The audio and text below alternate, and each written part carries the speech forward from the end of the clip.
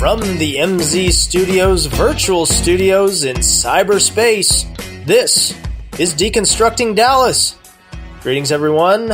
It's your host, Ryan Trimble, coming to you once again over the interweb, joined by a man who has never had a Zoom fail, the great Shawn Williams. Shawn, good day, sir. Good day. I've probably not had quite yet the Zoom fail, but I've had at least 212 instances of starting to talk on a call while still muted, and which happened, I think, as recently as last night. And so, it matters not the platform. It could be Zoom or Google Hangout or Microsoft Teams, but inevitably, probably 1 out of 3 times that I talk, I'm going to be accidentally on mute. I think that's a minor Zoom fail. Yeah, man, I lean on that mute button about, 98% of the time. I think I would prefer that you just not and just go fully on audio so we can hear Paw Patrol and Gigi's story time. I'd be up for all of that. And the wonderful maestras at Spanish House. Yes, I would be down.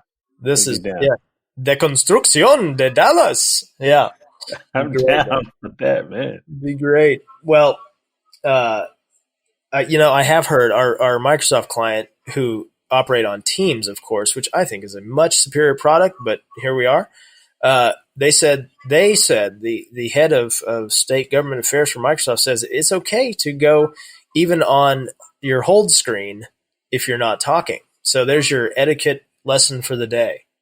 I'd lean honestly as well. I do lean on the control. I mean the mute button. I take my screen down because number one, even a little cough sometimes. I don't want to be caught even coughing, so I'll try to work that out of the call. But I think that's the editor in you. It is. I have to work on my lights. So I have to make sure that the presentation that goes on the screen is the best version, right, of myself. That's right. On preschool Zoom or preschool Teams the other day, one of the other mothers texted and said, I like your Zoom ready attire. I had a button down and gym shorts on, and we were dancing up a storm. So what I have not done well, and you've done this better than I have on some calls for sure, is I don't always have the best background set up. Sometimes I do. And, when I do watch the news, I'm not a huge news consumer, but when I do, I usually am looking at what the setup is for some of the broadcasters and the commentators. And I like the ones that are set up in the corner. I think they end up having something on either side. So that's something I want to work on better, because I think this work from home thing is going to happen a lot more often than it has. And we'll do more of these calls. So I need to work on my background situation. Yeah, I do too. I think people are getting tired of the one floral still life that I think we got from Lauren's Aunt Lois. So we'll see about updating that. But today, of course, Shawn, Memorial Day. Happy Memorial Day to all of our listeners out there. Thank you to those who serve. Thank you to those who have served and those who gave the ultimate sacrifice. Shawn, in years past, my Memorial Day would have been filled, the whole weekend would have been filled with a trip to the Indianapolis 500 with all my bros. Shout out to the great Andrew Heisey. But this year, not so much.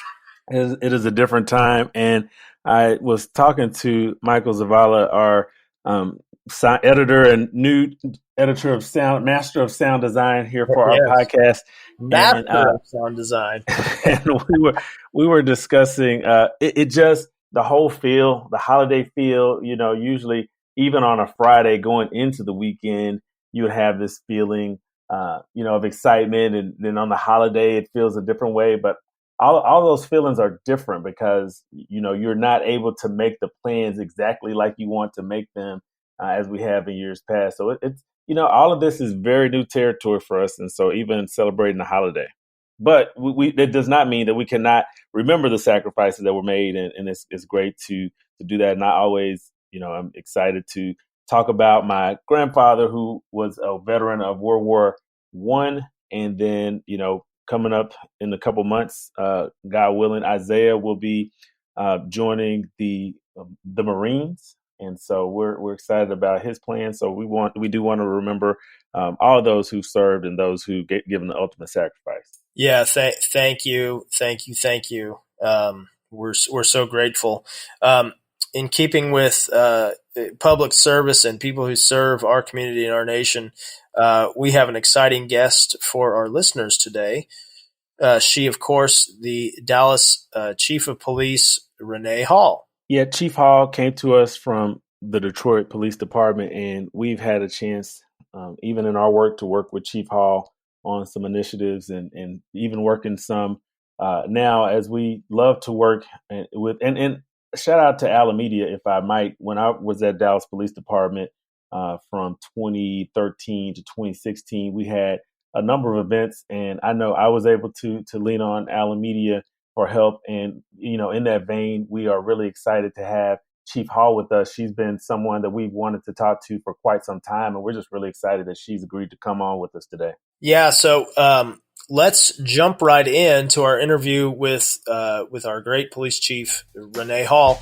This is Deconstructing Dallas. Ryan Trimble, Shawn Williams. We'll be right back.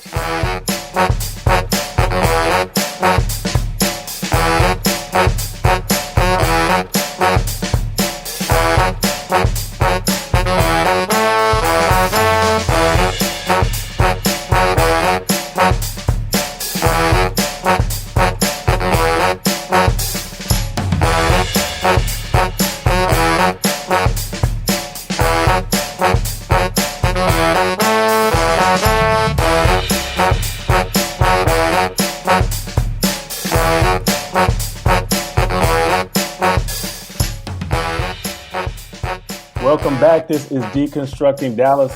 Shawn Williams, Ryan Trimble. Ryan, we are super excited today. When we did our vision board at the beginning of the year of who we wanted to have as guests on Deconstructing Dallas, our next guest was right at the top of our list. We are very excited to have with us Dallas Chief of Police, Chief Renee Hall. Chief Hall, thank you for joining us today. Thank you so much, Shawn, for having me. I truly appreciate you and Ryan getting together today so we can have a discussion. So thank you.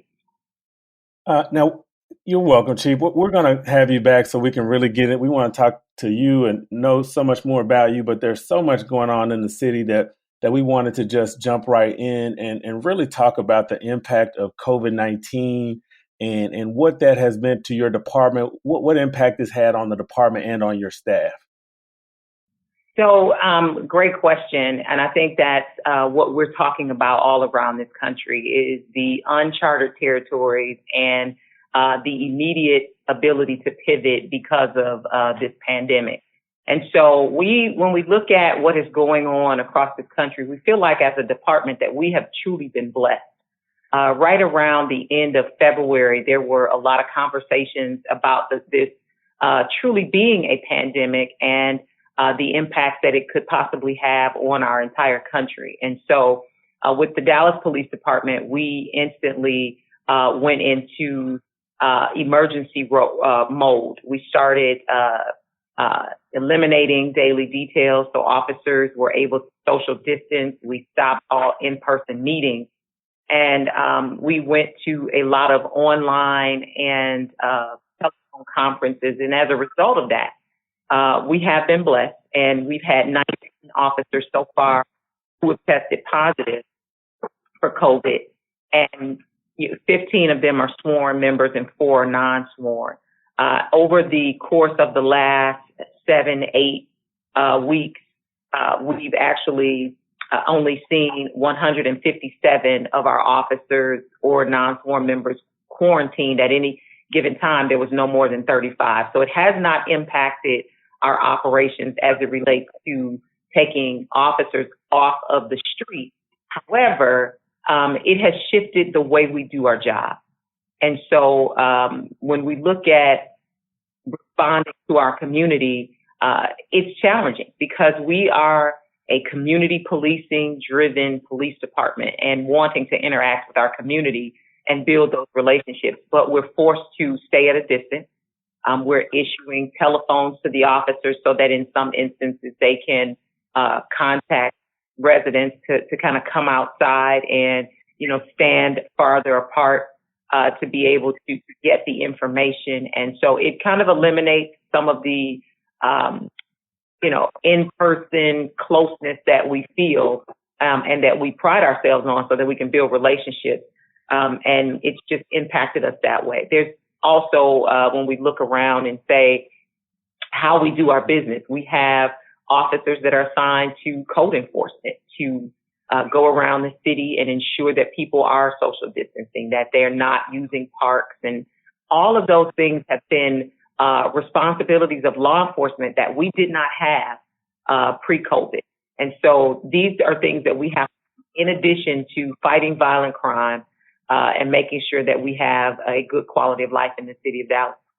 Yeah, the officers that are on the force, Chief, and you and your leadership team, y'all really are more than first responders for sure. With all the new responsibilities, how do you think everyone is adjusting, both the community and your force? I think what's interesting, and that I'm so very proud of the men and women of the Dallas Police Department, because I think they are jumping in with both feet. We have more than 90% attendance at all of our substations. And so, regularly we wouldn't have that level of attendance in the police department. And so to say that officers are showing up in that magnitude during a pandemic when their health and safety is at risk as much as the community speaks volumes about who they are as individuals and who we are as a police department as a whole. And the community, I can't say, enough about our community partners, businesses, philanthropic corporations, community groups. Our regular inventory did not include N95 masks. And so we've had to, from the beginning, acquire PPE equipment, hand sanitizer, Lysol wipes, gloves, and masks. And initially we had those things ordered, but as the demand got greater, they became less and less available for us. But our community has stepped up and donated masks and all of the PPE equipment that is needed for us to be successful and safe. They have stepped up in droves and provided those things by the barrels and by the thousands of masks. And not to mention the businesses, although they are experiencing very challenging economic times, they still find time and resources to be able to feed the officers and provide lunches and dinners for first responders. So I would just say that this is a time that truly defines us as American people, that when we find ourselves in a challenging position, everyone steps up and shows their humanity. And I think that is what we can truly say about the city of Dallas, is that it's a good place to be.